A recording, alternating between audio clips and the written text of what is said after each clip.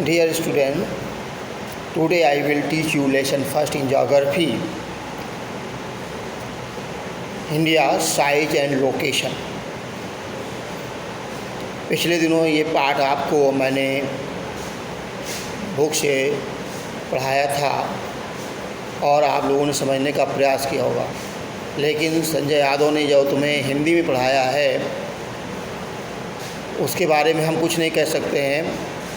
पुनः आप lesson first in geography में ध्यान दें और समझने का प्रयास करें। जहाँ न समझ में आए फिर हमसे आप पूछेंगे।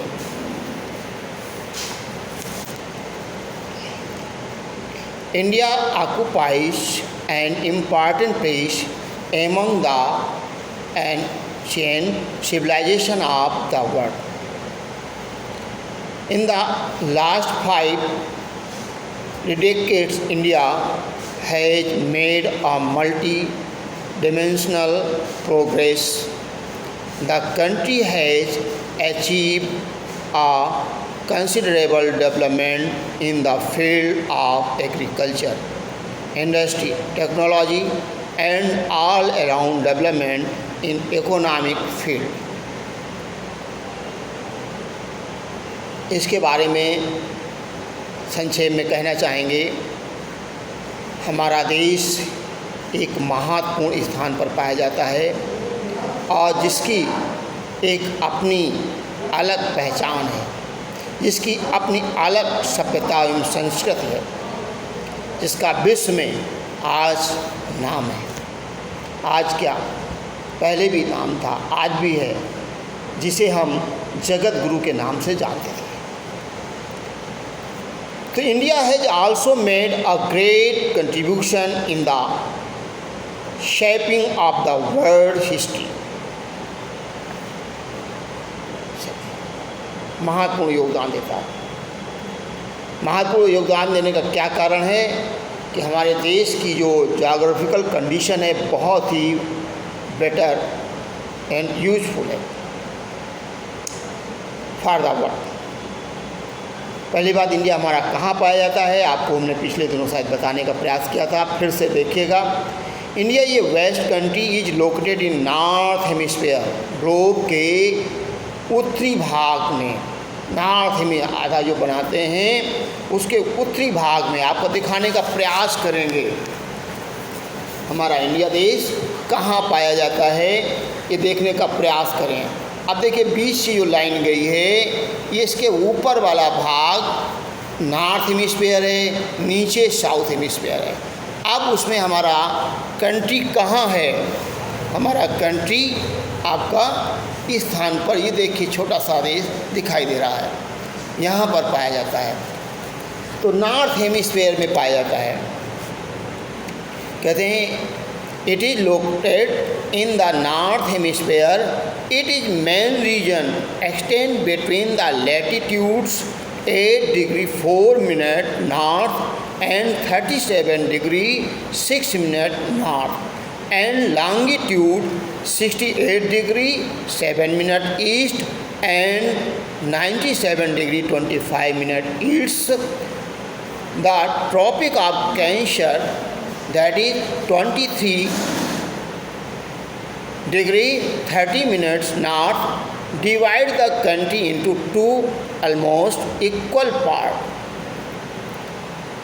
To the southeast of the mainland lie Andaman and Nicobar Island in the Bay of Bengal, while to the southeast lies the Lakshadweep in the Arabian Sea.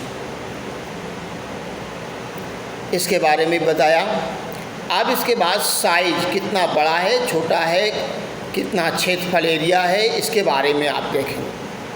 The total area of the Indian land measure approximately 32.8 lakh square kilometer.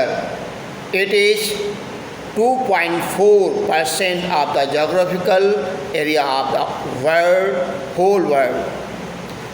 The graph given here make it clear that from the point of area, India is a seventh of the West countries Indian land border is about 15,200 kilometers, and coastal border line include that of Andaman and Nicobar Island and Lakshadweep, measure about 7,516.6 kilometers. To the northwest, south and southeast of India lie the Yangful Mountain.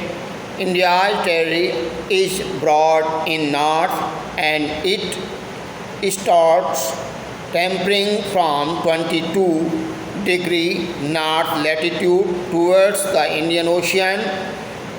To the west of India lies the Arabian Sea and the east lies the Bay of Bengal.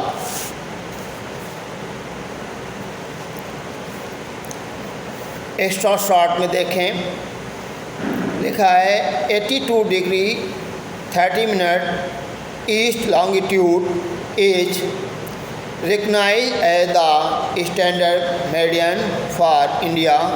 This standard decides the time. The standard time is what is set for the people's behavior of a country.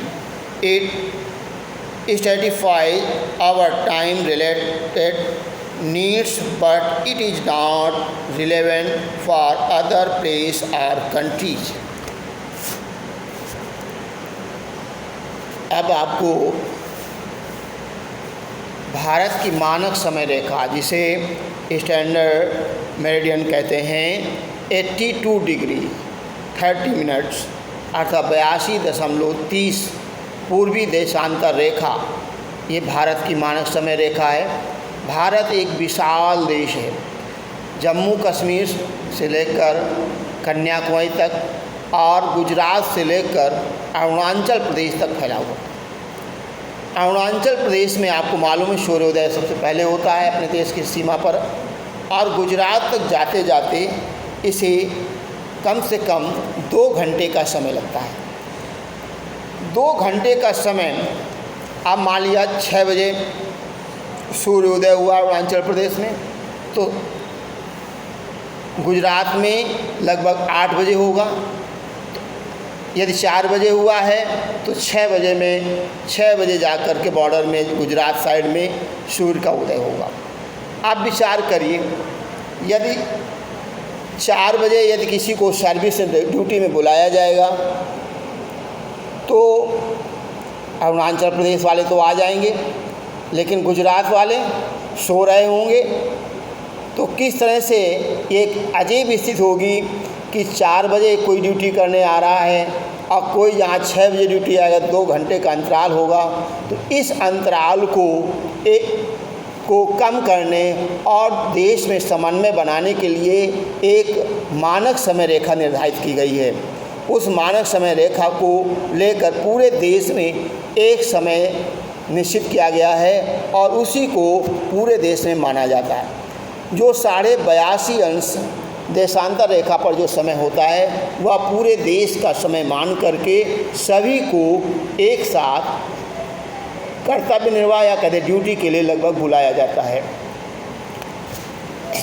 ये हमारे देश के इलाहाबाद सोनभद्र ज़िले मिर्ज़ापुर होते हुए गुजरती है। पहले आपका ये सोनभद्र ज़िला नहीं था, पहले इलाहाबाद था। तो अब ये नए जनपद बने हैं, तो पहले कहा जाता था इलाहाबाद से होकर गुजरती है, लेकिन अब कहते हैं सोनभद्र और मिर्ज़ापुर होते हुए ये लाइन आपकी मानक समय रेखा गुजरती है। अब इसके बाद में ये मानक समय रेखा मानचित्र में आप देखने का प्रयास करें, ये खींची गई है। ये मानक समय रेखा है, 82.5 देशांतर रेखा है। इसी से भारत का समय निर्धारित किया जाता है।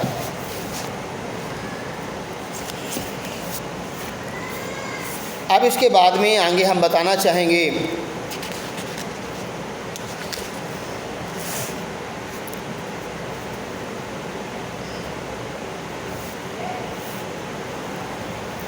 कि हमारा इंडिया वर्ल्ड में अपनी क्या भूमिका निभाता है और वर्ल्ड के लिए क्या अपना कंट्रीब्यूशन या योगदान देता है, इसके बारे में। India and the world. India has central location between the east and west Asia. In fact India is the southward extension of the Asian. India occupies a key position in the South Asia. At present, India consists of 28 states and 9 union territories. आप 28 की जगह में 29 कर लेंगे state और 7 union territories in the northwest India share its border with Pakistan and Afghanistan. The border in the north is shared with China, Tibet, Nepal and Bhutan, while that in the east with continent, the Indian Ocean provides a central position to India because it connects the European countries in the west and the Asian countries in the east. The platitude of the south penetrates into the Indian Ocean and thus establishes a close vicinity with the West Asia, Africa and Europe from the western coast and with Southeast and East Asia through the eastern coast. No other country in the Indian Ocean is similar to India with respect to the coastal borders. It is because of this unique position of India in the Indian Ocean that the ocean is named after India. कहने का मतलब भारत की स्थिति दक्षिण Asia में बहुत महत्वपूर्ण पाई जाती है। ये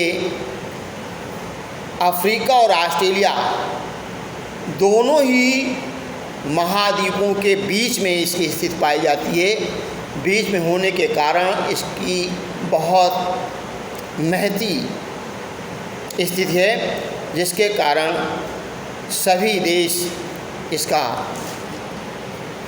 सम्मान और रिस्पेक्ट करते हैं, सम्मान करते हैं और आदर के साथ लेते हैं, क्योंकि कोई भी देश एक देश से दूसरे देश जब जाता है तो अपनी ईंधन की पूर्ति और अन्य साधनों की पूर्ति इसी क्षेत्र से करता है। अब देखिए context of India with the countries of the world. India's contact with the world are very old. This contact was more through land routes than the sea routes.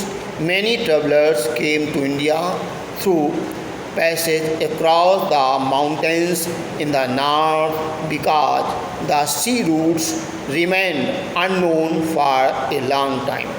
Since the ancient time ideas and goods have been exchanged through various routes of traffic, India has had a very significant contact with the west,